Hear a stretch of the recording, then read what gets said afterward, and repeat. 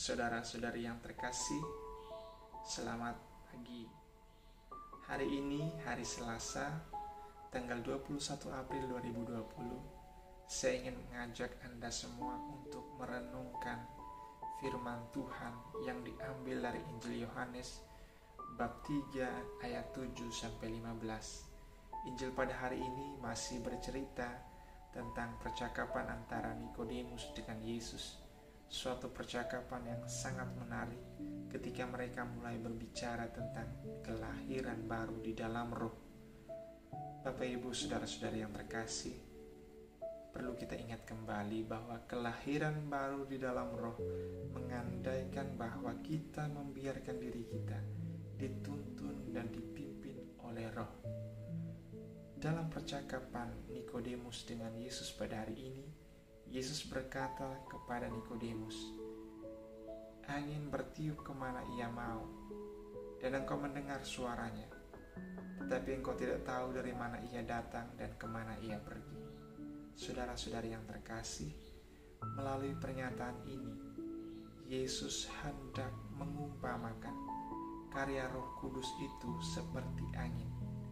Sebagaimana angin yang tidak dapat kita lihat, yang tidak dapat kita tangkap, yang kita tidak tahu dari mana ia datang dan kemana ia pergi, demikian jugalah Roh Kudus yang berkarya di dalam hidup kita.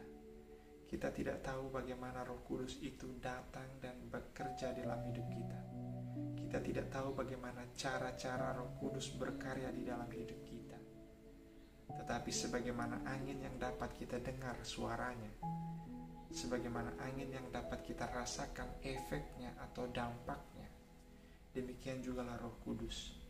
Meskipun kita tidak dapat melihat Roh Kudus, meskipun kita tidak dapat mengerti dan memahami cara-cara kerja Roh Kudus dalam hidup kita, tetapi kita dapat melihat dan merasakan dampak-dampak dari karya Roh Kudus itu.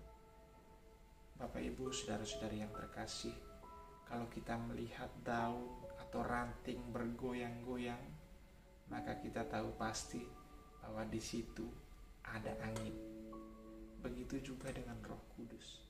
Kalau kita melihat ada kedamaian dalam masyarakat kita, ada keadilan, ada kesejahteraan, ada kedamaian, ada kesatuan, maka kita tahu dan kita percaya serta yakin bahwa di sana Roh Kudus bekerja. Demikian juga di dalam keluarga kita masing-masing. Kalau di dalam keluarga itu ada cinta kasih, ada saling perhatian, ada saling mempedulikan, ada saling mementingkan kepentingan orang lain atau anggota lain di dalam keluarga, maka disitulah Roh Kudus ada.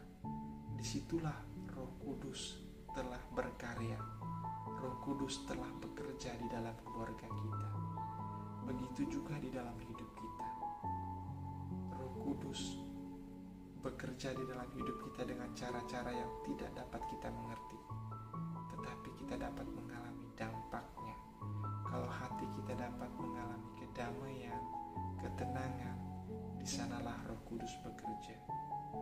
Dan salah satu contoh adalah ketika orang berbuat salah terhadap kita, ketika orang lain menyakiti hati kita, ketika orang lain melukai kita, dan kemudian kita mampu untuk memaafkan, maka percayalah dan yakinlah bahwa Roh Kudus sungguh tinggal dan bekerja di dalam hidup kita, di dalam diri kita. Bapak Ibu saudara-saudari yang terkasih, mari kita hening sejenak, mari kita lihat kembali ke dalam diri kita masing-masing, ke dalam keluarga kita, di dalam lingkungan masyarakat kita, dan mari kita melihat kembali apakah Roh Kudus sudah ada dalam diri kita, dalam diri saya dan dalam diri Anda. Apakah Roh Kudus sudah ada dalam keluarga kita? Apakah Roh Kudus sudah ada dalam lingkungan masyarakat kita?